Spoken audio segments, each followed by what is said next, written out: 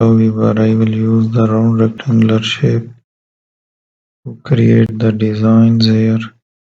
It's an elliptical shape. We will make a ball into the center. Again, pick up the custom shapes.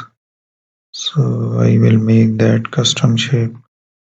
Change the pattern so that it should be visible.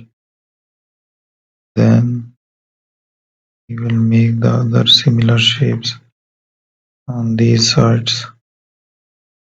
So let's make a round rectangular shape on the upper side and similar one in the lower side.